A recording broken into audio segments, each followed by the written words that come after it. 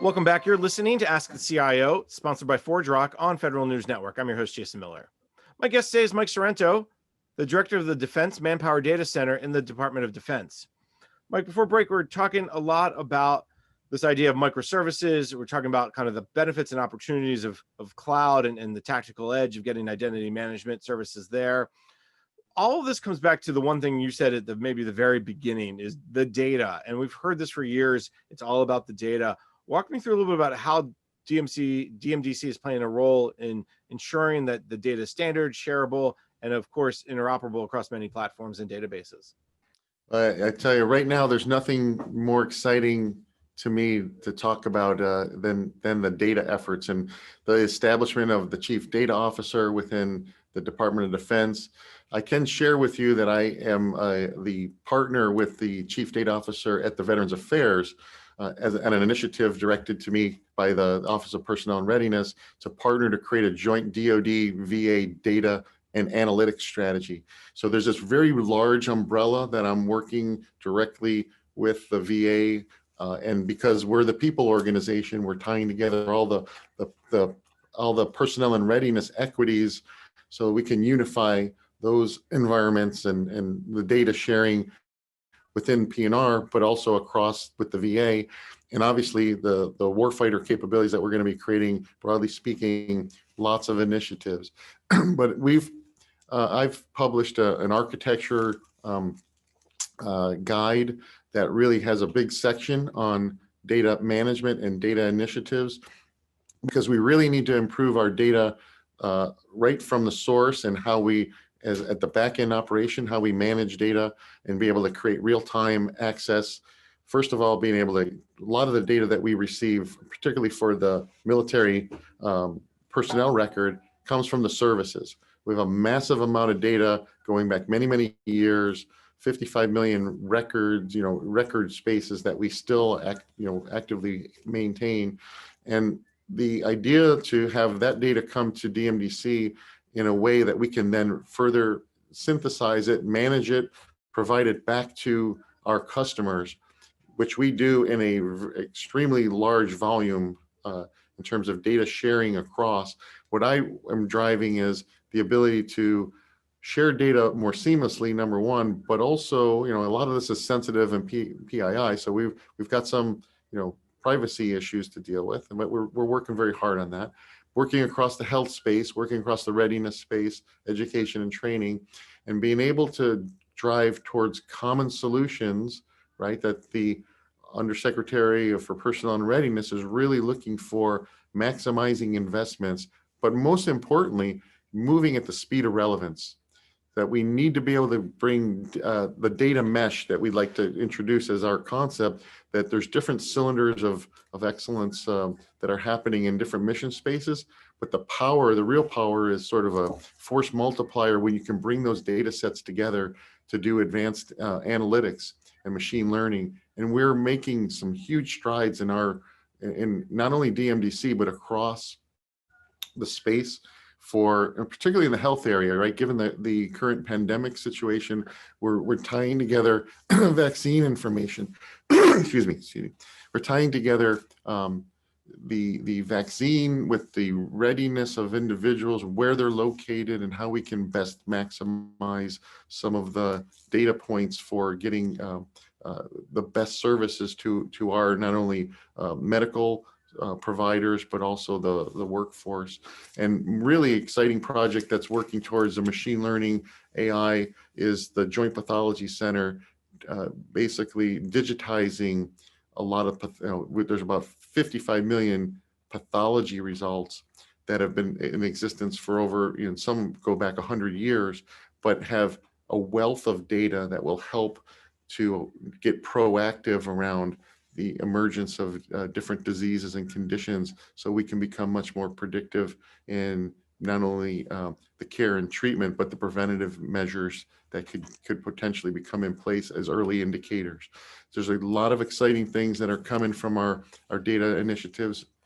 And I could get tactical on implementing NEEM standards and other things, but I'm really excited that we're moving out on getting some of the analytics and the pieces together, but also laser focused on improving the back-end operations. So our acquisition of data and our exposure of data becomes more of a real-time vision as opposed to any kind of flat files and other antiquated processes. So we've got to do both in order to continue to be effective.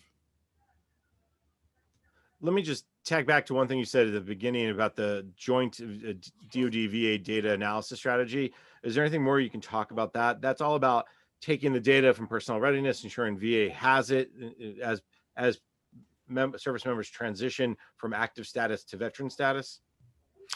Yeah, so the tasking from the Joint Executive Committee, which is a statutory organization that is chaired by the Deputy Secretary for the VA and the Undersecretary for Personnel and Readiness, basically put out there the need to create this. They see, and we all see, many initiatives going on in the data space that are around that focus area of the sharing of the data, but not in a cohesive, unified way. So we're bringing those together. And one of the focus areas that we think is going to be extremely invaluable from a visualization standpoint is creating service member to veteran journey maps, so that we document those moments that matter. And so as we build out, any events that occur through a service member's career, some events occur before a service member's even been a service member, because if they were a dependent, we actually know who they are because they were a dependent of a service member. But even so, when they become a service member and they go through education and training or other health issues or training exercises, you name the event, we want to have a very, very mature way, a robust way of managing these events, the moments that matter, that ultimately lead to analytics and other opportunities. When the individual, an individual leaves their service and goes to the VA's care, the VA is mapping out those moments that matter. And so we've got this continuum of opportunity to have data managed in a way and provided in such a way that can be used for providing better benefits, as well as providing a robust set of research opportunities and getting after what we think is perhaps some of our more troubling issues, such as suicide prevention and traumatic brain injury and other types of issues that are costing the department on the treatment side of things or on the reactive side of things a tremendous. The country has a tremendous expense, whereas we can get more predictive and have predictive models that help us lead towards better outcomes. There's a lot more to dig out from that. Unfortunately, we're just about out of time. Before I let you go, I got to ask the question because I know you brought up potentially other RFIs, other acquisitions that may be coming in the future. And I'll stress the maybe for our listeners in the industry. What should industry know about working with your office, and what should they know about the continued evolution of identity, credential, and access management?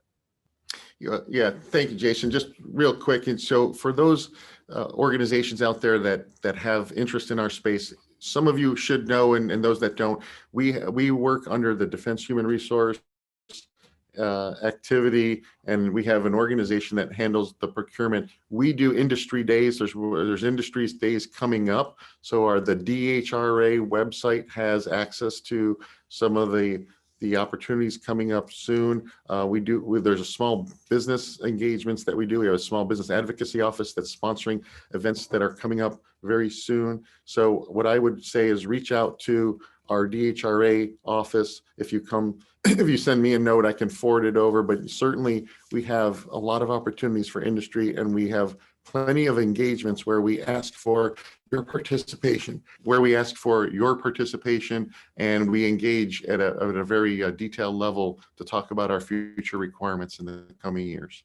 All right, I know there sounds like you have a lot going on, so you'll get a lot of interest, I'm sure. But unfortunately, we're out of time for today. Mike, this was just a fascinating conversation. I really do appreciate it. So let me thank my guest, Mike Sorrento, the director of the Defense Manpower Data Center in the Department of Defense. Mike, great to have you on the show, and thank you for taking the time. I'm Jason Miller, and you've been listening to Ask the CIO, sponsored by ForgeRock on Federal News Network. For more on this discussion, visit federalnewsnetwork.com and search Ask the CIO.